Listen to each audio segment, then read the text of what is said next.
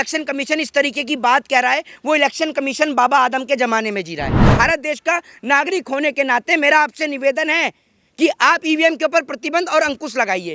चोरी, डकैती, रेप और बलात्कार जैसे मुकदमे चल रहे हैं, वो चुनाव नहीं लड़ सकता।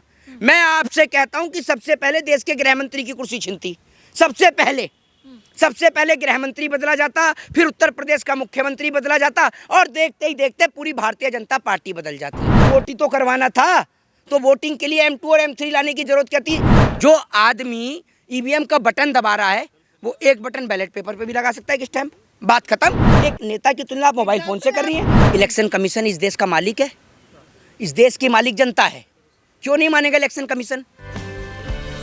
देखिए, जिस तरीके से आप लोग कह रहे हैं कि ईवीएम हैक नहीं हो सकता, आज देश दुनिया में बैठ के एक व्यक्ति दूसरे व्यक्ति से मोबाइल फोन पर बात करता है तो ये नतीजा इस देश में टेक्नोलॉजी का। अगर कंप्यूटर हैक हो जाते हैं, बैंक अकाउंट से पैसा गायब हो जाता है, तो ये सब नतीजा है सिर्फ और सिर्फ टेक्नोलॉजी का। और जब हम धरती से बैठकर चांद तक कनेक्ट हो सकते हैं, तो आप एक बात मुझे बताइए, क्या एक छोटी सी मामूली सी ईवीएम की मशीन हैक नहीं हो सकती? मैं इस देश के अंदर उन तमाम लोगों को, वैज्ञानिकों के ऊपर, या तो जो इलेक्शन कमीशन इस तरीके की बात कह रहा है वो इलेक्शन कमीशन बाबा आदम के ज़माने में जी रहा है।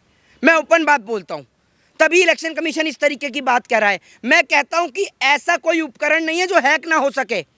जब पेगासस के जरिए देश के तमाम जो बड़े बड़े लोग हैं उनकी जानकारी लीक हो गई थी, आपने देखा ही था।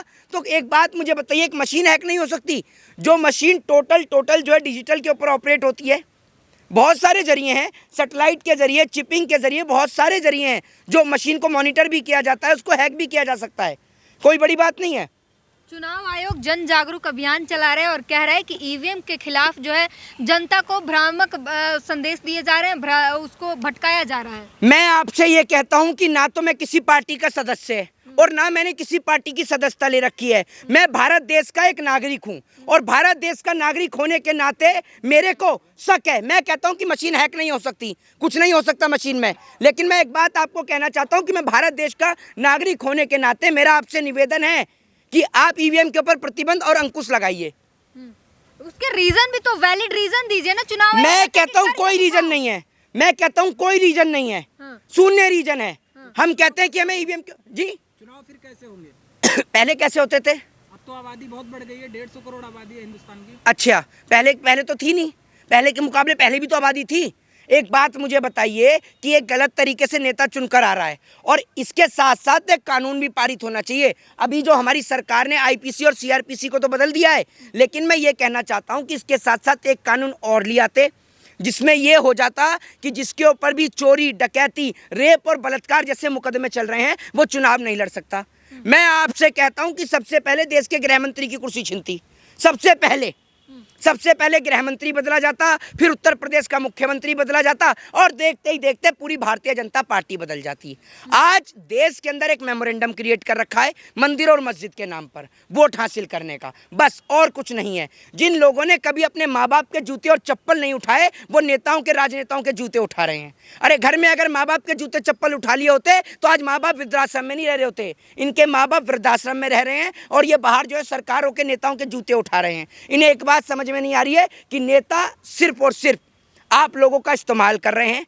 नेता सिर्फ आपको वोट बैंक के लिए इस्तेमाल करते हैं और किसी चीज़ के लिए नहीं। बाकी आपको इस्तेमाल किया जाता है धर्म के नाम पर दंगे कराने के लिए, उपद्रव कराने के लिए, बस। बाकी एक भी नेता का बच्चा ना तो आपको किसी आरएसएस, ना बजरंग दल, ना विश्व हिंदू परिषद और ना तमाम जो संस्थाएं हैं उनके अंदर दिखेगा। सब नेताओं के बच्चे आपको विदेश में पढ़ते हुए दिखेंगे, अच्छी और बेस्ट एजुकेशन लेते हुए दिखेंगे। किसी के बच्चे आपको क्रिकेट कंट्रोल बोर्ड में नजर आएंगे, किसी के बच्चे बीसीसीआई में नजर आएंगे, किसी के बच्चे ओएमजीसी में नजर आएंगे और जो भाजपा की गुलामी करता है वो भैया बोर्ड में मेंबरशिप ही लेता है, ये याद रखिएगा। ये राज्यसभा पहुंचता है। मोहित जी ईवीएम पे आप सवाल उठा रहे हैं। ईवीएम अभी तो नहीं आई है, ईवीएम से इससे पहले कांग्रेस के समय से ईवीएम आई है।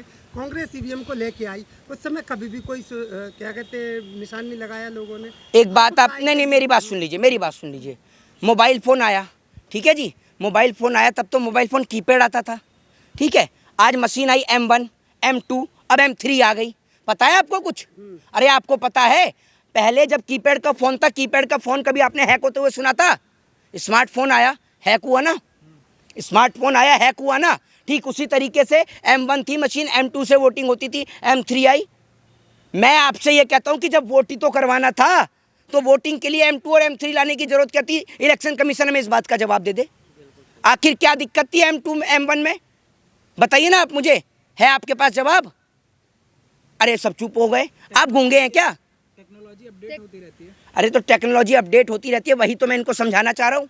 जब कीपैड का फोन था, कीपैड का फोन कभी हैक नहीं होता था। आज स्मार्टफोन चल रहे हैं तो स्मार्टफोन हैक होते हैं। क्या है ये? तो टेक्नोलॉजी का हैक होता नतीजा तो है। आपने फोन चलाना छोड़ दिया है। क्या?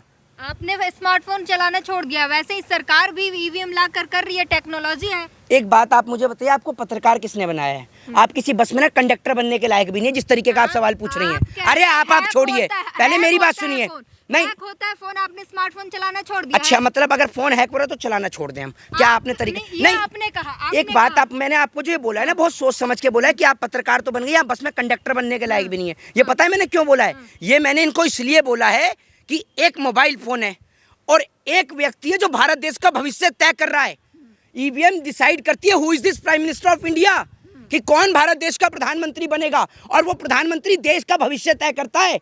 भारत देश की इकोनॉमी, भारत देश की जीडीपी वो डिसाइड करता है कि किसान की हालत क्या होगी, महिलाओं की स्थिति क्या होगी, नौजवानों को रोजगार कैसे मिलेगा, देश में रोजगार कैसे बढ़ेगा। और आप कह रही हैं कि मोबाइल फोन, एक नेता की तुलना आप मोबाइल फोन से कर रही हैं। एग्जाम्पल आपने दिया, नहीं मैंने अरे आप कैसी बात कर रही हो? आपको पसंद नहीं आ रहा, आपने एग्जाम्पल दिया। मैं आपसे ये कह रहा हूँ, मेरी बात सुन लीजिए। मोबाइल फोन की जगह दूसरा तरीका क्या है, आप मुझे बता दीजिए। ईवीएम की जगह दूसरा, बैलेट पेपर की मांग कर रहे हैं, सरकार कह रही है कि हम समय की बचत कर रहे हैं। अरे मशीन से भैया, काम आसानी से और जल्दी से हो सरकारी जाता है। बस कंडक्टर, जरा मुझे आप ये बताएं, मुझे बस आप कंडक्टर जी पहले आप ये तक बताएं अपने मुझे। शब्दों नहीं पर- अब आप अपने शब्दों को आप हम मुझे पर ये बता, अरे अंकुश अंकुश लगाइए, मेरा तब्दील सब नहीं जगह कीजिए। लगो, मेरी बात आपसे सुन लीजिए। सवाल पूछा अरे जा रहा है, उसका जवाब दीजिए। सरकार मैं कह रही आपसे है- ये कह रहा हूँ, मैं आपसे मेरे आप सवाल का मेरे सवाल का आप जवाब दे दो। हाँ। जैसे हमारे पास में ईवीएम की जगह पर हमारे पास बैलेट पेपर का ऑप्शन है, मोबाइल फोन की जगह आपके पास क्या ऑप्शन है, जरा मुझे बता दो, फिर कीपैड मैं वो इस्तेमाल कर लूंगा। पे आ जाए, आप कहना चाह रहे हो? अरे मैं आपसे सरकार तो लाई दिया। अरे सर मेरी बात सुन, करेगा या डिमोलाइज जाएगा? है? देश में तरक्की होगी ना। देश में तरक्की हो रही है, हाँ। हमारे देश के प्रधानमंत्री। अरे मेरी बात सुन लीजिए तो खड़े होकर, अरे आपकी तरह ना मोबाइल फोन लेकर, मेरी बात सुन लीजिए। आप 2G चलाते थे, 3G आया, 4G आया, 5G आया, तो देश तरक्की नहीं करेगा। अच्छा एक मेरी बात सुन लीजिए। 2G आया, 3G आया, 5G आया, मेरी बात को जवाब तो दे दीजिए, मेरे सवाल का आप जवाब दे दीजिए। मैं आपसे ये कह रहा हूँ कि ईवीएम की जगह हम बैलेट पेपर से चुनाव कर सकते हैं, ये मोबाइल फोन कहाँ से आया? मेरे को आप ये बताओ, हम प्रधानमंत्री चुन रहे हैं और अगर उसमें गड़बड़ी की लोगों को आशंका है तो ईवीएम के ऊपर प्रतिबंध और अंकुश लगाया जाना चाहिए। मैं आपसे ये कह रहा हूँ। और आप मुझे एक बात बताइए, जो वर्जन M1 में था, M1 से भी वोटिंग होती थी, M2 से भी वोटिंग होती है और M3 से भी वोटिंग होती है। ये तो है नहीं कि M3 आपको रिजल्ट भी बता देती है। तो टेक्नोलॉजी अपडेट करने का फ़ायदा क्या हुआ? हमने कीपैड फ़ोन इस्तेमाल करते थे, कीपैड फ़ोन में व्हाट्सएप नहीं चलता था, अपडेट किया तो व्हाट्सएप चला ना। तो मैं पूछना चाहता हूँ इलेक्शन कमीशन से कि ईवीएम को अपडेट करने का कारण क्या है? अब बताइए मुझे, बताइए। इलेक्शन कमीशन भी तो चुनौती दे रहा है कि लाओ ईवीएम मेरे सामने हैक करके दिखा दो। एक बात आप मुझे बताइए, मैं इलेक्शन कमीशन को कहता हूं कि इलेक्शन कमीशन जो चीज़, अब एक बात मुझे बताइए, हैक बैंक अकाउंट भी होता है, हैक कंप्यूटर भी होता है, हैक मोबाइल फ़ोन भी होता है। मैं इलेक्शन कमीशन को मोबाइल फ़ोन दे रहा हूं, इलेक्शन कमीशन हैक करके दिखा दे। जब कोई चीज़ हमें मिलेगी, उस पर शोध होगी, उस पर रिसर्च होगी, तभी तो हम पता लगा पाएंगे कि कौन सी चीज़ कैसे हैक होती है। अब मैं आपके हाथ में मोबाइल फ़ोन थमा दूँ, आप मोबाइल फ़ोन खोल ही नहीं पाएंगी, खोल ही नहीं पाएंगी। अब एक बात मुझे बताइए, खोलेंगी तो जब आप उसको देखेंगी, उस पर रिसर्च करेंगी कि इस पर कहाँ पेच लग रहे हैं, कौन से टूल से ये खुलता है। ठीक उसी तरीके से जब तक ईवीएम आएगा नहीं, जो हमारे एडवोकेट से, मैं भी खुद एडवोकेट हूँ, हमारे एडवोकेट जो है, हम तमाम लोग मशीन मांग रहे हैं, आप मशीन क्यों नहीं देते? दीजिए भैया, आप जब देंगे तभी तो लोग उस पर रिसर्च करेंगे। आपको मैं ऑन द स्पॉट कोई चीज़ पकड़ा दूँ, अभी मैं आपसे कह दूँ ऑन द स्पॉट आप किसी चीज़ के ऊपर भाषण दे दो या आप किसी चीज़ के ऊपर इंटरव्यू आप नहीं ले पाएंगी, क्योंकि जब तक आपके पास किसी चीज़ की पूर्णतः रिसर्च और जानकारी नहीं होगी, आप किसी भी चीज़ का जवाब नहीं दे सकती हैं। ये इम्पॉसिबल है। तो इलेक्शन कमीशन जो ये कह रहा है, तो मैं भी इलेक्शन कमीशन को कह रहा हूँ कि बैंक अकाउंट भी हैक होते हैं, कंप्यूटर भी हैक होता है, मोबाइल फ़ोन भी हैक होता है, तो इलेक्शन कमीशन करके दिखा दे। इलेक्शन कमीशन बदले में ये जवाब देगा कि भैया आप मुझे कुछ समय दो, मैं करके दिखाता हूँ। तो यही जवाब हम दे रहे हैं, आप हमें मशीन दो और समय दो, हम करके दिखाते हैं। सीधी ये सी भी बात कहा है। जा रहा है कि जहां पर ईवीएम रखा जाता है चुनाव के दौरान, उसे जब खोला जाता है उसकी वीडियोग्राफी होती है, विपक्ष के भी नेता होते हैं, पक्ष के भी, सभी के उपस्थिति में वो खोला जाता है, सबके सामने वोटिंग करके भी, चेक करके भी दिखाया जाता है कि ईवीएम सही काम कर रहा है कि नहीं कर देखिए रहा है। माननीय पत्रकार महोदय, आपका जो काम है वो देश को जगाने का है, ना कि सुला देने का। मैं आपसे ये पूछना चाहता हूँ कि क्या आपने ये नहीं जो देखा? दलील दी जा रही है उसकी बात कर रहे हैं हम। आप उस दलील का जवाब तो जनता से पहले एक पत्रकार को दे देना चाहिए, और दलील पत्रकार तुरंत मुंह पर देके मारे इलेक्शन कमीशन की और बोले कि आप इस सवाल का जवाब दीजिए कि आपकी ईवीएम में तो कई जगह पकड़ी गई, कई चुनावों में पकड़ी गई, किससे छिपी है बताओ आपकी ईवीएम? कभी खेत में पाई जाती है, कभी कब्रिस्तान में पाई जाती है, कभी रोडों पर पाई जाती है, कभी ट्रकों में पाई जाती है। आप बताइए ना वो कैसे पहुंच जाती हैं? क्या ईवीएम के टाइम, अरे एक मिनट रुक जाइए, क्या ईवीएम में रात को पाँव लग जाते हैं या भूत प्रेत लग जाते हैं उसके पीछे? बताइए ना आप मुझे, कैसे जाती है ईवीएम गायब? कोई पाँव वाँव लगे ईवीएम में? या ये भी मोदी जी की टेक्नोलॉजी है कि रात को ईवीएम चलने लगता है? नींद की बीमारी है क्या ईवीएम को कि रात में चलने लगता है अपने आप उठकर? तो ये सब चीजें जी बैलेट पेपर के बॉक्स भी मिलते थे, जी बैलेट पेपर के बॉक्स भी चोरी होते थे। उस टाइम पर कितनी पुलिस थी और आज क्या क्या है आपको पता है?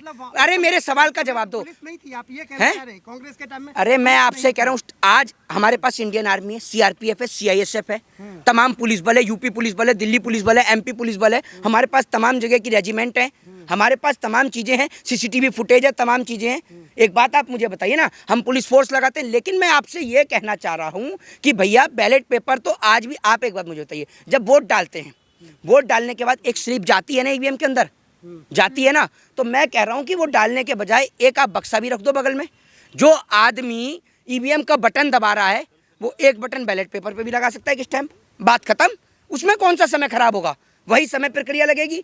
एक आदमी जब बटन दबा रहा है, एक आदमी बटन दबाने में 10 सेकंड का समय लेता है मान लीजिए, तो स्टैंप लगाने में और 10 सेकंड का समय, 20 सेकंड ही तो होंगे। और एक ही टाइम में बैलेट पेपर जहाँ काउंटिंग हो रही है वहाँ ईवीएम भी, दोनों चीज़ की काउंटिंग हो जाएगी। सीधी सी बात है। और मैं आपसे कहता हूं कि दूध का दूध पानी का पानी हो जाएगा। एक राज्य में करा कर देख लीजिए, पूरे देश में मत कराइए।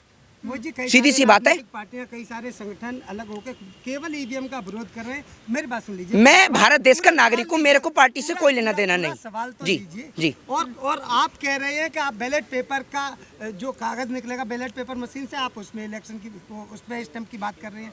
तो ये दो तरीके की जो बात है वो इलेक्शन कमीशन कैसे मान लेगा? एक बात तो करना, सारी राजनीतिक पार्टियां मैं आपसे ये कह रहा हूं कि इलेक्शन कमीशन क्यों नहीं मानेगा? इलेक्शन कमीशन इस देश का मालिक है, इस देश की मालिक जनता है। क्यों नहीं मानेगा इलेक्शन कमीशन? कौन चुनता है इलेक्शन कमीशन? कौन ये अधिकारी बन गए, इलेक्शन कमीशन में पहुंच गए तो कुछ भी करेंगे? ये देश का सबसे बड़ा अधिकार है और ये अधिकार मुझे कोई ऐरा गैरा नहीं, बाबा साहब भीमराव अंबेडकर भारत देश के संविधान निर्माता देके गए हैं। और लोकतंत्र का सबसे बड़ा पर्व है वोट डालने का अधिकार। और अगर इसी में घोटाला होगा तो आप एक बात मुझे बताइए, निष्पक्षता तो समाप्त हो जाएगी हर जगह से। अच्छा, आपने कहा भारत के नागरिक होने के तौर पे सारे जवाब दे रहे हैं। लगातार जवान और वकील सड़कों पर है, ईवीएम को लेकर बहुत आवाजें उठा रहे हैं, लेकिन उनके साथ कोई भी विपक्ष का नेता नहीं आ रहा, पार्टी नहीं आ रही। क्या कहेंगे आप? मैडम, ये जिम्मेदारी विपक्ष के नेता की हो या ना हो, मेरे भारत देश के नागरिक होने के नाते प्रत्येक भारत देश के नागरिक की है। उनके लिए क्या कहेंगे आप? उनके लिए कुछ नहीं कहेंगे, उन्होंने देश को पहले भी चूसा और अब भी चूस रहे हैं, यही कह सकते हैं हम तो। विपक्ष सो रहा है अभी भी। विपक्ष, देखिए मैं आपको तो, मौजूदा सत्ता पक्ष खून चूस रही है, ये आप समझ लीजिए, और विपक्ष डरा हुआ है। विपक्ष देख रहा है आए दिन कोई ना कोई नेता जेल में जा रहा है, किसी के ऊपर ईडी की, कभी किसी के ऊपर सीबीआई की, सबके ऊपर छापेमारियां चल रही हैं। तो विपक्ष तो बोल ही नहीं रहा है, लेकिन हम आम जनमानस है, ये देश हमारा है, इस मिट्टी के लिए हमारे बाप दादाओं ने अपना रक्त, अपना खून बहाया है, अपना बलिदान दिया है, तो हमारा फर्ज बनता है कि हम इस देश के लिए आवाज़ उठाएं। जय हिंद, जय भारत, वंदे मातरम।